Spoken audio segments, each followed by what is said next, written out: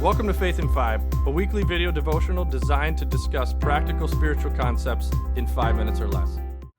Have you ever seen the studies that were done about how kids play the best? That if you put them in a wide open space that has no fences and no boundaries, they actually don't do as well in terms of having fun or even their behavior as when you give them boundaries. Put them in, say, like a fenced-in play yard. I've seen that with my own kids. I got 3 kids. They're a little more grown up now, but remember when they were younger, a couple times we'd go into just a huge wide open field, and at first it's like coolest thing ever, but then they just sort of feel lost. They didn't know what to do. But when I'd put them in, say, like a really small space, they would just get super creative. You know, I believe we never outgrow the need for boundaries in our life. And they can be something that can be so helpful to our mental health and to our relationships. So I want to give you 2 thoughts today on boundaries. And the first one's all about learning to find boundaries with our health. If you talk to therapists, they say something to really be aware of to kind of gauge how your mental health is doing is to remember this acronym HALT. Pay attention to when you're HALT, H-A-L-T, if you're hungry, angry, lonely, or tired. If you find yourself getting more and more hungry, angry, lonely, tired, then that can be things that you can address that when they're left unaddressed, they end up leading to some pretty poor mental health. And, you know, we see a lot of that. And again, this kind of season, this crazy, chaotic year, we see more and more people start to get hungry, angry, lonely, and tired. They start to give in to temptations. We start to lose kind of our boundaries. I know people have fallen back into addiction even in this season. So we got to watch for it, got to address it immediately when we see that stuff happening, and even better, be proactive about it. By the way, we see all 4 of those emotions at times in Jesus. I love the humanity that we see throughout the Gospels. We see Jesus being really hungry.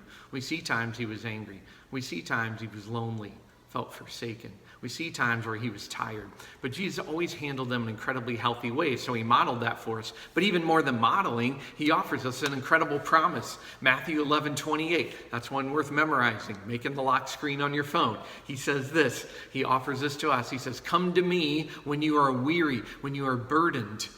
I think Jesus knew that we were going to get weary and burdened. It's like he said that knowing that we would get hungry and angry and lonely and tired and weary. He says, "Come to me when you're weary and burdened. I will give you rest." Not I will give you religion. I'll give you rules. I'll give you guilt about it. I'll give you good advice for it. He says, I will give you real rest. Have you found that in him yet?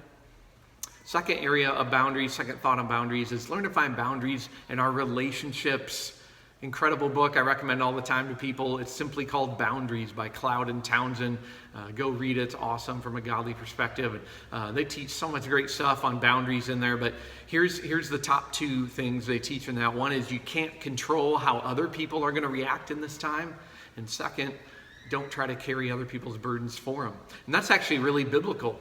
I love that it's this little known kind of passage in Galatians 6. If you read verse 2 through 4, it actually sounds like a contradiction, but there's a beautiful, beautiful kind of truth in there. Apostle Paul talks about, he says, you know, we're called to help carry each other's burdens. And then 2 sentences later he says, and you should all carry your own load. And I thought, well, which is it, Paul? Am I supposed to carry other people's stuff or just carry my own stuff? And here's the difference. He uses 2 different words there, and even in the Greek, and I believe on purpose, burdens and load.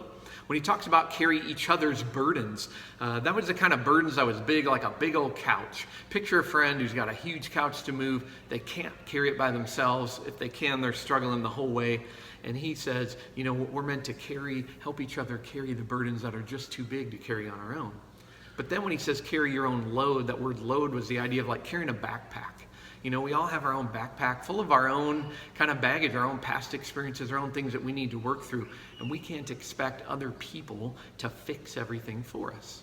There's some things that we just need to wrestle through with God and sometimes in therapy and these kinds of things. So I am meant to help others carry their big burdens, and I'm meant to carry my own load. And as we said earlier, I can bring that load to Jesus.